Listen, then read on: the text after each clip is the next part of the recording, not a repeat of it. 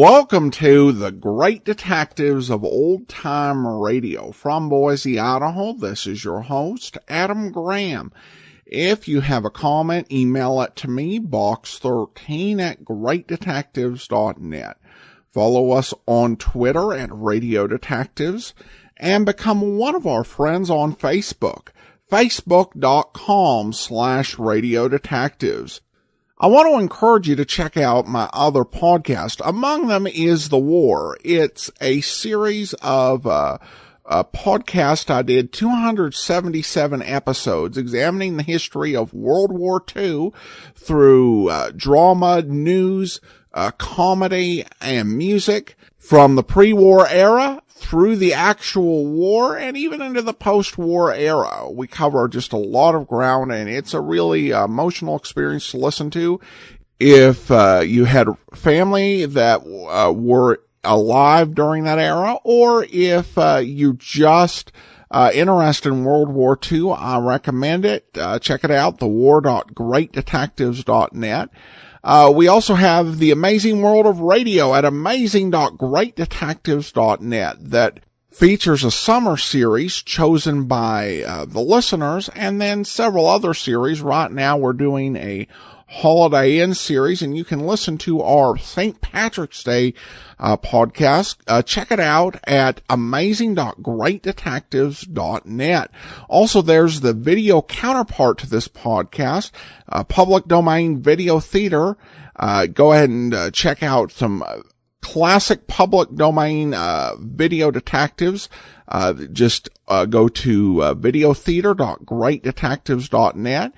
And if you're interested in classic comics and modern comics that are classy as well, be sure and go to classycomicsguy.com for my reviews of comics as I search for the best comics in the universe. Well, now we're going to get into the very last existing episode of Mr. Keane, Tracer of Lost Persons. The half-hour version of Mr. Keane ended October 1st of 1954. The serialized episodes continued on for 3 months more, and then ended January the 14th of 1955.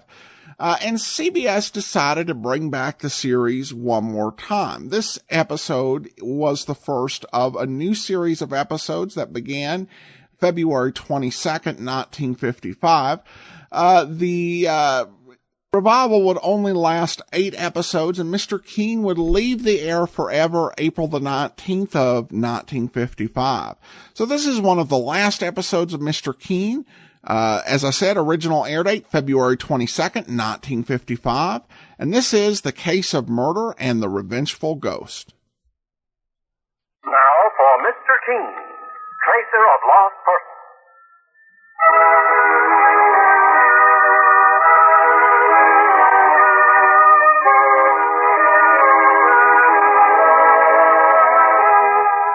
Present Mr. Keane, Tracer of Lost Persons, at this new time, every week, in a complete 30-minute mystery, in which the kindly old investigator brings us one of his most celebrated cases. Tonight, the case of murder and the revengeful ghost.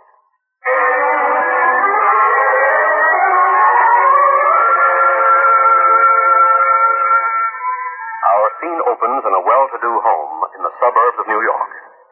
It is late in the evening as a tall, good-looking man opens the door to one of the rooms. He crosses to his desk in the semi-darkness. Suddenly he sees a sinister figure, a figure that instills horror in his heart. What are you? A phantom or a human being? Lift your head and show your face. You've come to carry out your threat. No, I don't believe you'd murder me. You can't. Don't come near me. No.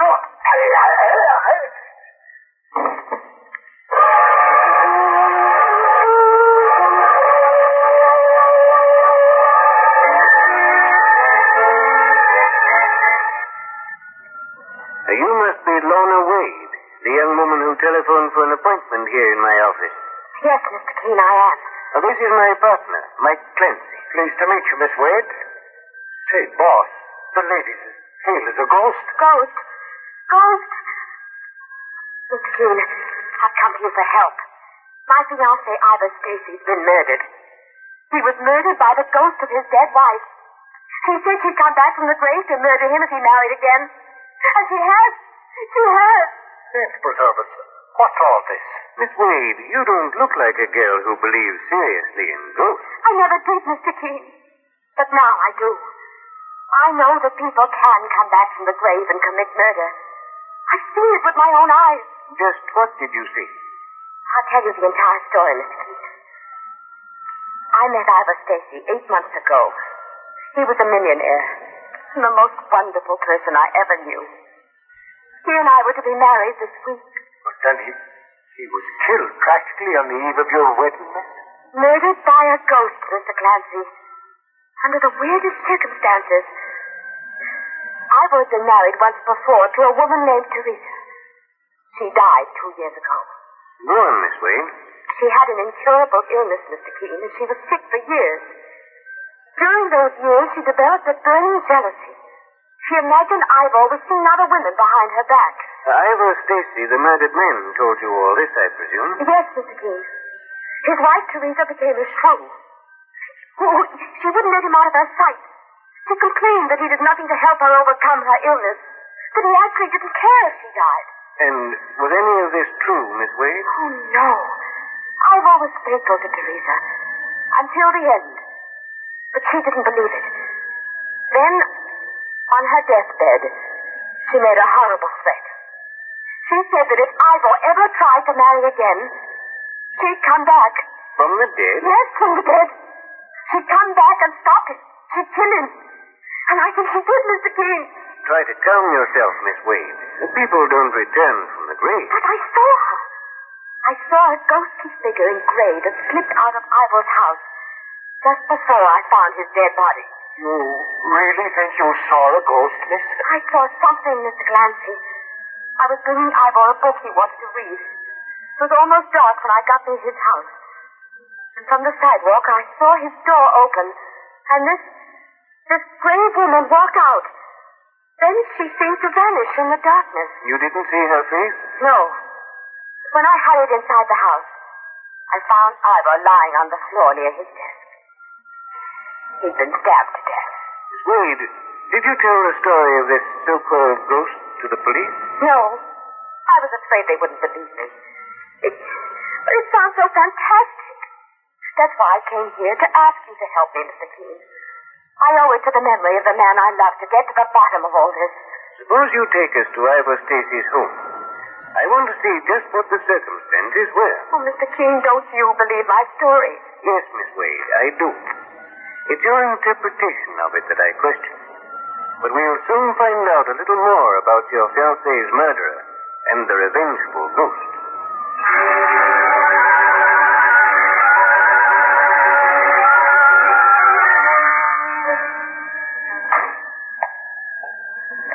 This is Ivor's house, Mr. Keane. Miss Wade, just where were you standing when the front door opened and the woman in gray walked out? Right about here. Boss, look. The door's opening again. Yes, Mike. Very slowly. But no one's supposed to be inside that house right now. I'm frightened. No one's coming out, sir. But the door just opened and stayed open. Oh, Mr. Keane. Now, please wait in our car, Miss Wade. Come with me, Mike. Well, I'm no expert on ghosts, boss, but from what I hear, they don't have to open doors to get out of a house. They can walk right through them. I doubt if we're dealing with a ghost just yet, Mike. There's no one here in the hall, Mr. Keane. And come into this room on the right, Mike. Now, this must be the murder room. There's a desk over there. What's this on top of the desk? Looks like a pad of paper and a pencil, Mr. Keane, sir. That's been scribbled on. Showing someone's drawn a lot of odd-looking little diagrams on it. I'll keep this pad of paper for future reference. There's a door over there, Mike. Let's see where it leads. Boss, there's a man tied to that chair with a gag in his mouth. Here, Here, I'll take off that gag. There. Thank you. There's a killer loose in this house. He tied me to this chair after holding me up with a gun. I was afraid he was going to kill me.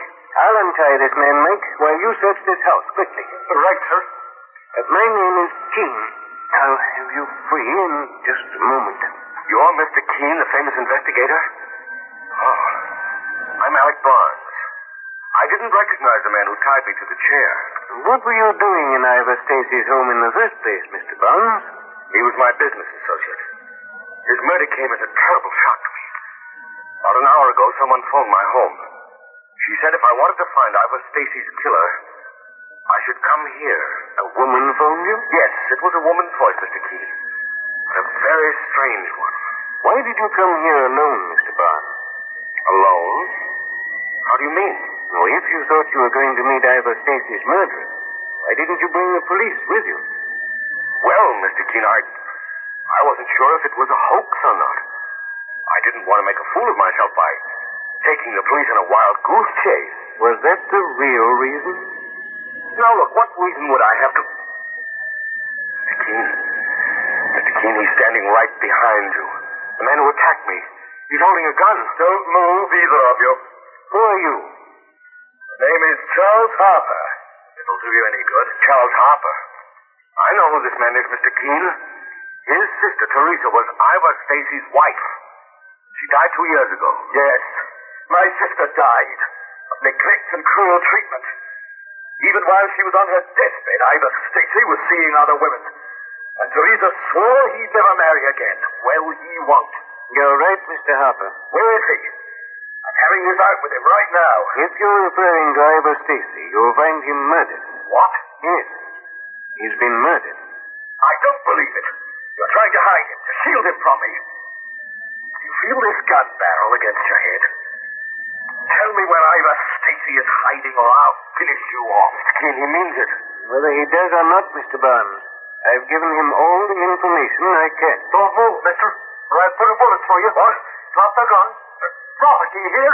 Here, I'll take that gun, Mr. Keane. Well, you had a close call with this fella. You came back just in time, Mike. Another second or two, and he may have carried out his threat. Who is he, boss? He's Charles Harper, the murdered man's brother-in-law. Oh, Mr. Keane, it was just a bluff when I threatened you with that gun. I had no intention of harming you. I don't know what came over me. You behaved like a man who was thirsting for revenge, Mr. Harper. And it may have been revenge that drove Ivor Stacy's killer to this crime. Then Ivor is really dead? You mean this is the first you heard about it, mister? He's trying to give us that impression, Mike. But I'm not so sure that I believe him. Oh, would I have come back here to look for a dead man, Mr. Keane? You may have returned to look for something the murdered man possessed. That could have been the reason you tied up his business associate, Alec Barnes, here, so you could search the house. No! Mr. Keane? Yes, Mr. Barnes? Ivor Stacy once told me he had a brother-in-law who hated him. Did he? It was this man, Charles Harper. He thought Ivor was mistreating his sister Teresa. He did mistreat her. He ruined her whole life. Mr. Keane, it looks like this fella might have carried out his sister's deathbed threat. She'd stop the husband from marrying again. Well, that's what I was thinking, Mike. But it was a foolish thing for Teresa to say. She knew well enough she couldn't return from the dead. But someone seems to believe that she did return, Mr. Harper. What do you mean? I mean... Mr. Keane, wait. What is it, Mike? Woman in gray. She's staring in that window. Don't turn around, boss. She thinks we haven't seen her. What does she look like, Mike? I can't tell. She's wearing a gray veil over her face. Well, sure, Lorna Wade, who brought us this case, is right. She does look like a ghost. She's gone, boss. Was she at this window, Mike? Yes, sir. Now, there she is, walking away from the house. You remain here with the others, Mike. I'm going to follow that ghostly figure in gray and identify it once and for all.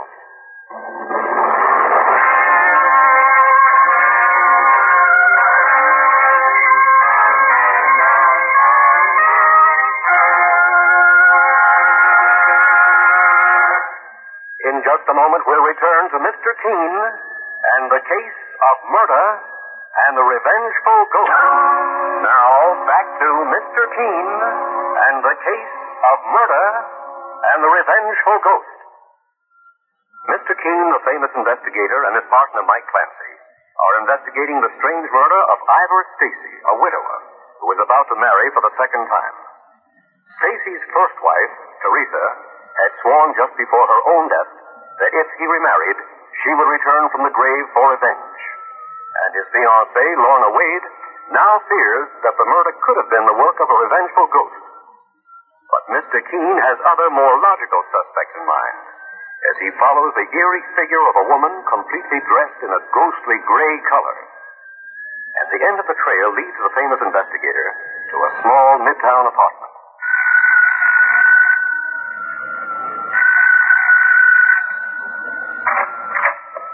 Yes? Are you Miss Amy Fairchild? Yes, I am. How do you know my name? It's right here under your doorbell. Oh. My name is Keane. May I come in?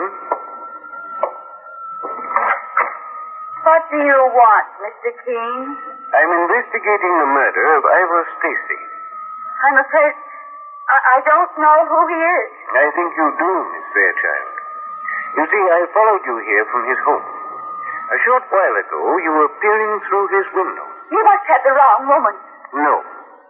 Lorna Wade, the victim's fiancé, identified you just before I started to follow you. She said you were the so-called ghost she saw coming out of the house right after Ivor Stacy was stabbed to death. Mr. Keane, what do you mean? She saw a ghost. Lorna Wade mistook you for the ghost of Ivor Stacy's dead wife, Teresa, who swore she'd come back from the grave and stop him from ever marrying again. I don't know anything about Ivor's murder. Please leave me alone.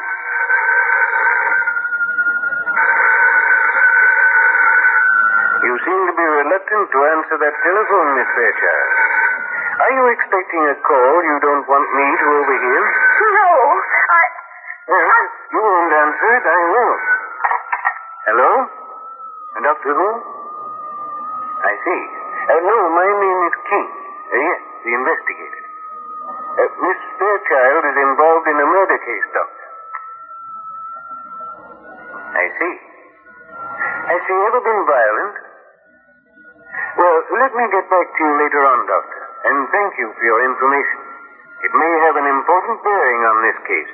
Goodbye. Mr. Keane, what did the doctor tell you?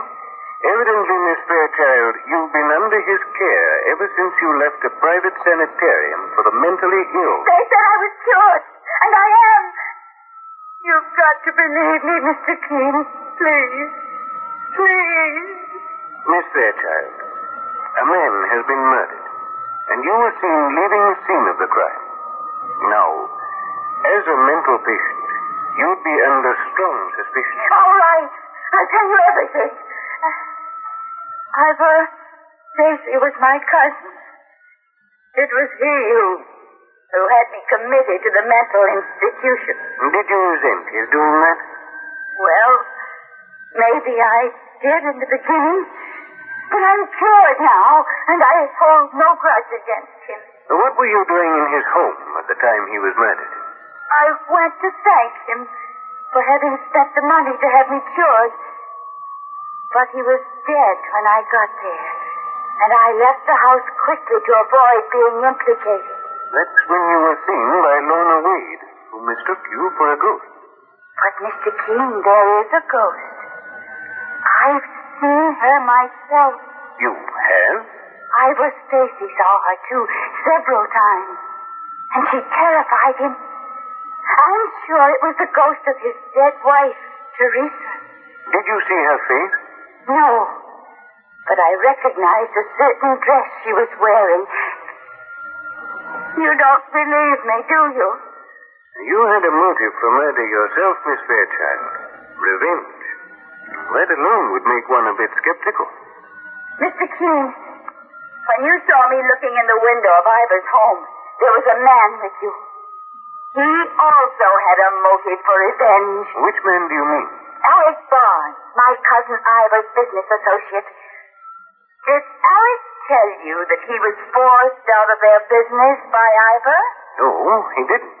Alec Barnes and my cousin Ivor were both fighting for control of their corporation. Ivor won the fight and forced Alec Barnes out entirely. That's very interesting. Alec swore he'd get even. And perhaps he did by killing Ivor Stacy. Do you know why Alec Barnes was there in Ivor's house today? He said he got a telephone call saying he'd find Ivor Stacy's killer on the scene of the crime. I made that telephone call, Mr. Keane. You made the call. Why, Miss Fairchild? I was hoping to track him. I thought Alec Barnes would give himself away in some manner. Fairchild, do you know a man named Charles Harper? Yes. His sister was Ivor Stacy's wife, who died after a long illness. Charles Harper is also under suspicion. He hated Ivor Stacy because he said Mr. Stacy was seeing other women while his wife was dying. I don't think that's true, Mr. Keane. Now tell me this. Did your cousin, Ivor Stacy, meet his fiancée, Lorna Wade, after his wife was dead? Yes. His business associate, Alec Barnes, introduced them to each other. He can tell you anything you want to know about my cousin Ivor's affairs, unless he wants to deliberately hide something from you. You're very bitter about this Alec Barnes. Why, Miss Fairchild? He was the first to suggest that there was something wrong with my mind. Is that why you're so willing to accuse him of murder? Why do you say things like that? Are you against me like all the rest? Because if you are... So, you can become violent, as the doctor said. Fairchild, I want you to stay here in your apartment until you hear from me. Don't leave, unless you want to be arrested on a murder charge. You can't do that to me. I'm not a prisoner. I'm sorry, Mr. Keane. I'll do what you say. The murdered man's fiancée, Lorna Wade, believes that a revengeful ghost caused Ivor Stacy's death. And you say you've seen that ghost. But I have another theory, which I hope to put to a test very shortly, after I return to the murder house.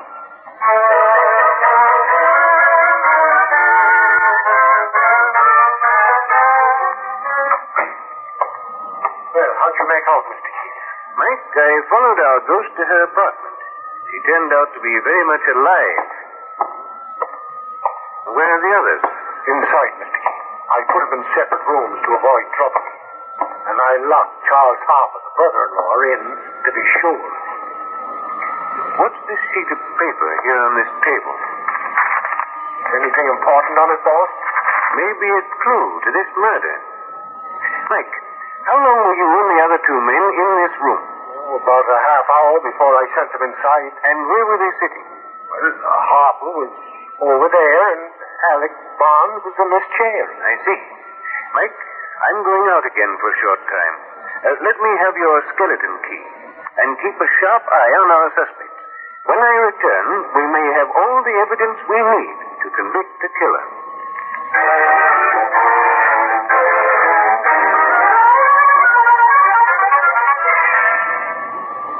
Oh, you're back already, Mr. Keane. What's in that package you carry? You'll see in just a moment, Mike. Please call the two men in here. Okay. Step inside, Mr. Barnes. Mr. Keane wants to see you. Yes, Mr. Keane? Just a moment, Mr. Barnes. I want Charles Harper, the murdered man's brother-in-law, to hear this, too. Come into this room, Mr. Harper. You locked me in. Can't think you're treating me like a criminal. I'm afraid you're acting like a criminal, Charles Harper. For one thing, you were carrying a gun. Mr. Keane, he admitted he hated Ivor Stacy. And he had a motive to kill his brother-in-law. So did you, Mr. Barnes. What?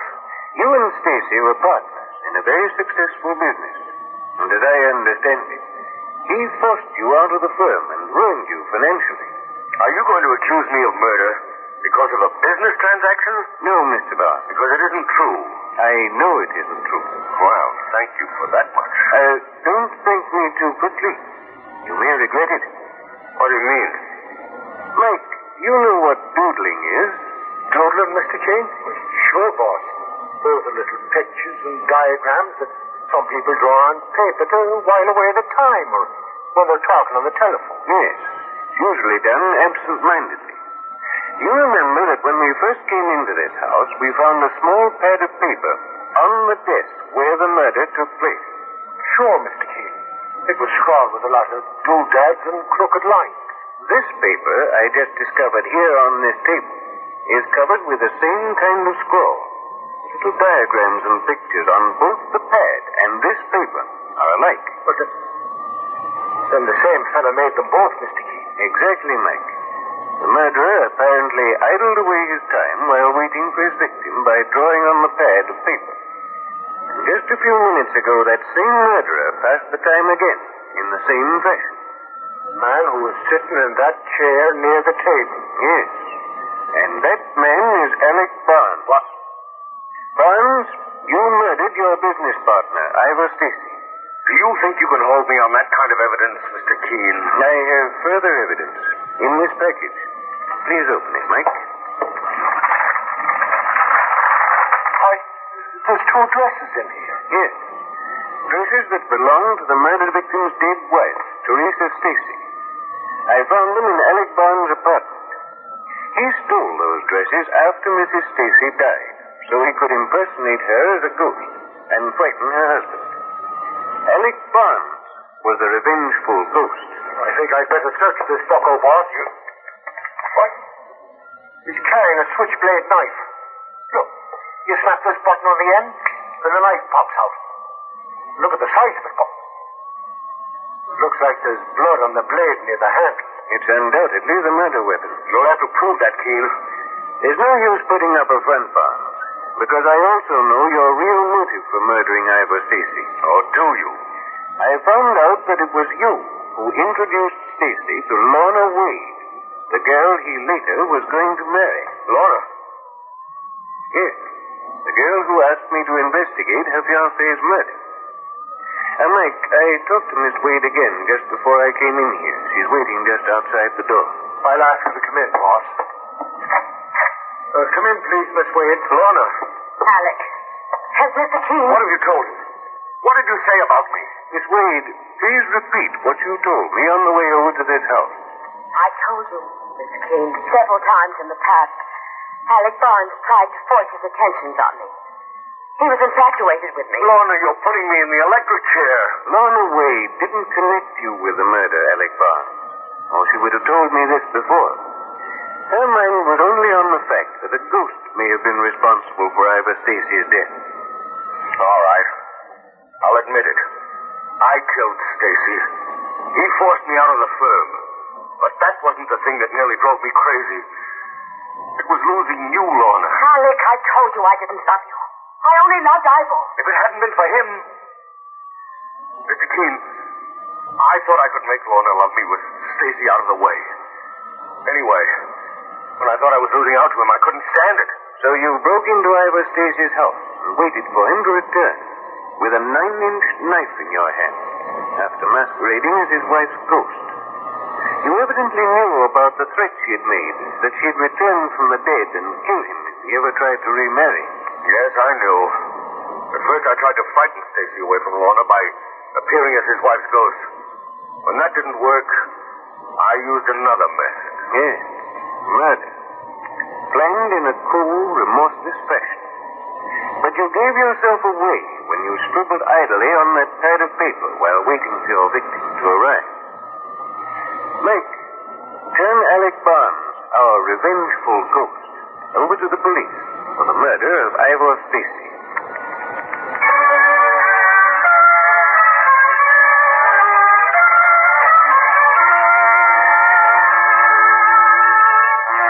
And so Mr. Keane finds the solution to the case of murder and the revengeful ghost. Welcome back. The therapist of that formerly mentally ill woman was certainly cooperative. I would say a bit too cooperative. You know, somebody just calls up over the phone and you just give away all of your patient's information. Then again, I guess he is Mr. Keane, the famous investigator. All right, well, listener comments and feedback now. And we start with this comment. Kevin says, just for grins, it would be fun to hear Bob and Ray do Mr. Trace keener than most persons too. Well, Kevin, thank you so much. I did play one of their parodies. It kind of went off the rails, but I did decide, since this is the very last episode, we tracked down a couple more. So we've got two Mr. Tracer parodies. The original air dates, March the 1st of 1960 and May the 9th of 1960. Let's go ahead and take a listen.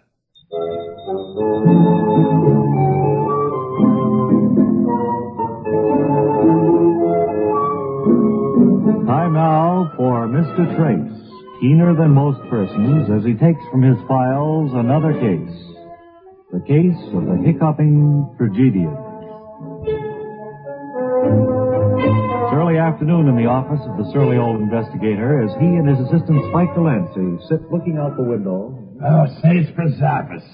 Mr. Trace, this is as keen a day as I've seen in a long time. Well, you're the person to pick it out, keenly. Well, I'll tell you this, Mr. Person. I can keen a trace 5 times as many times as you could. Well, I'm Put certain... that in your trace and keep it. Well, I'll be first if I know the telephone, Spike. Oh. Hello. Yes, this is the office of Mr. Person. What is it, a new case, Spike?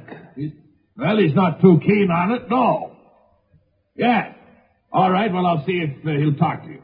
Hello? Mr. Mosby. Just a minute. If you want to talk to him, he's the producer, sir. Yes, all right. Give me the phone receiver, Spike. Hello? Hello. This is Mr. Trace, keener than most persons. Are you the famous tracker down of lost people and nuts and things? Mostly, yes. Good. You see, I am a famous producer who's putting on a Shakespeare play. Yes, I read about it. It's called Julius Caesar. Yes. And for some mysterious reason, in each performance, my cast gets hiccups, and I suspect sabotage. Strange indeed. Smells like dirty work to me. I wonder if we could have your services, sir. Yes, of course. My assistant Spike Delancey and I will be right over to the theater. Fine. We're at the Martin Gable Theater. Don't do anything until I get there. Saints preserve. Quiet, Spike. We've got to be on our way.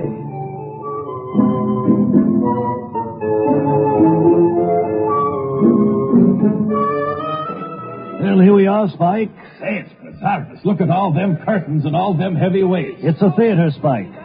Oh, and look at them actors out on the stage. Don't anyone leave the... Oh, they can't leave. They're in the middle of the production. Antonius, Saints preserve us. Lord, forget not in your speed, Antonius, to touch Calpurnia. Very good Our production, elders it looks say like, the Spike. Baron touched in this holy chase. Shake off their sterile curves. I don't understand. Remember, when Caesar says do this, it is performed. Set on and leave no ceremony out.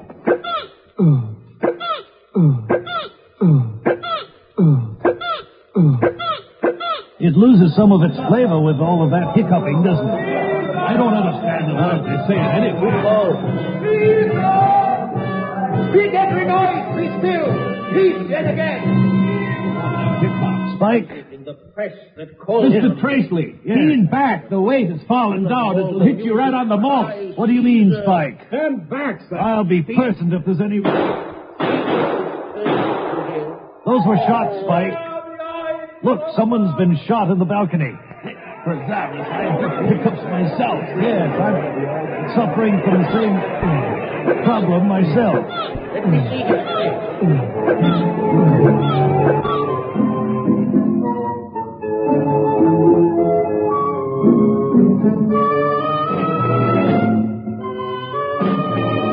And so Mr. Trent goes about his mostly gassed with the case of the hiccuping cat. Be sure and join us next time when we'll hear Spike Delancey say... Oh, saints preserve us, sir. I feel like a nut. In the next episode of Mr. Trace, keener than most persons.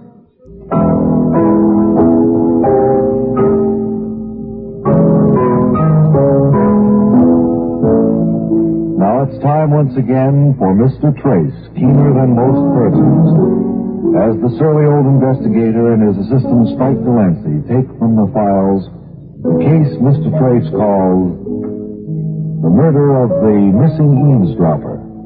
It's early afternoon as we join Mr. Trace and Spike Delancey in his office just off Times Square. Say, it's bizarre, sir.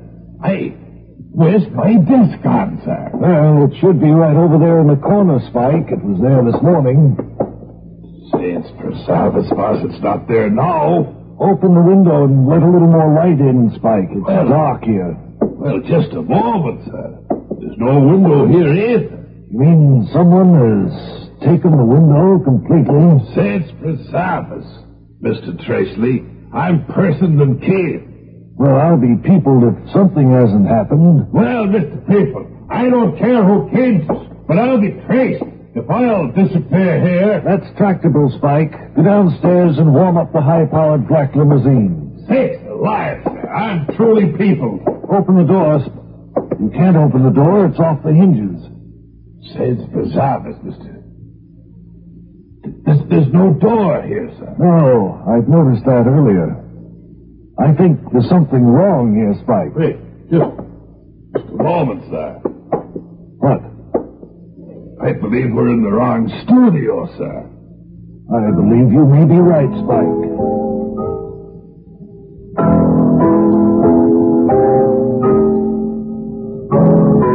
And so Mr. Trace calls a halt to the case he called the case of the missing props. Be sure and join him next time when you'll hear Spike Delancey expostulate, Say, it's preservus, sir. I'm Keenly. in the next episode of Mr. Trace, Keener Than Most Persons. Welcome back. I love the description of what Mr. Tracer does in the first parody. And I also have to say, I thought that it was a really nice touch in the second one that they did go ahead and play Somewhere I'll Find You, the original Mr. Keane theme. And I guess it does say something for a series if a show like Bob and Ray is still making fun of it 5 years after it's left the air. Bishop Andrew writes in, Dear Adam, being impatient, I found the last 2 episodes of the Shrieking Prisoner murder case. Great fun to hear Ronald Lung as George Wheeler. You will recall that he was the Sebastian Cabot lookalike in the Checkmate program you played a while back on Video Theater. He always turned in a solid performance, but I think this is the first time I've heard him on a radio program. All the best. Thanks so much. And then we will close with this comment from Eric, who writes in, and this one again was on the case of the Shrieking Prisoner murder case. As Mr. Keane winds down, I find myself reflecting on how shows from long ago are remembered or forgotten. Mr. Keane was once so popular, it ran almost 2 decades, produced 1,690 episodes, was poached by other networks, mentioned in other pop culture like Bye Bye Birdie. I never got that reference till now, but now is almost completely forgotten. While I've enjoyed it for today's ears, it probably leans on all the wrong cliches of shows from the era. Melodramatic acting outside of the very calm lead, dialogue that repeats names and the same plot points very frequently in case we miss them. Most notably in this episode, a character saying, I'll chop the 2 of you to pieces with this axe if you try to go upstairs. And then literally 15 seconds later, are you going out or do I chop the both of you to pieces with this axe? Plots that sometimes hinge on something the audience didn't see but Mr. Keane did. And boy, were some of them convoluted. I'll miss Mr. Keane, the famous investigator, and his partner Mike Clancy. I'll especially miss the show's use of favorite openings in all of detective fiction. A victim being attacked by an unknown silent assailant while they narrate everything happening but the motive and name. Oh, it's you. I thought you were in Europe. What are you doing in my parlor? No, wait, put down the candlestick. Stop hitting me with it. No! He's been a good dishwashing company. 55 episodes seems about enough for me, though. Don't think I'd have stuck around for 1,000 plus of them. Saints preserve us, that's a lot of shows. Yeah, I can definitely understand where you're coming from, Eric. And I know this show was, it was a huge ratings hit. And that's, part of the reason it lasted so long. But of the popular things that have been forgotten from the golden age of radio, this is far from the best. But it has been entertaining and enjoyable for what it is. And I would not mind if another 10 episodes, or 20, I would be very happy to, play them. But I do hear you with just the sheer volume of episodes. If, somebody said, well, good news, I've gone ahead and found all the episodes of Mr. Keane and digitized them, and I've sent them on a DVD so you can start playing them. Well, I guess I could only sum up my reaction as, yeah, Saints preserve us. All right. Well, that will do it for today. Join us back here tomorrow for Stand By for Crime. And then next Monday, we begin our Listener's Choice Countdown. And the shows that you voted for will be played as we count down to your favorite series. So be sure and listen every Monday for the Listener's Choice Countdown. In the meantime, send your comments to box13@greatdetectives.net. Follow us on Twitter at Radio Detectives and become one of our friends on Facebook. Facebook.com/Radio Detectives. From Boise, Idaho, this is your host, Adam Graham, signing off.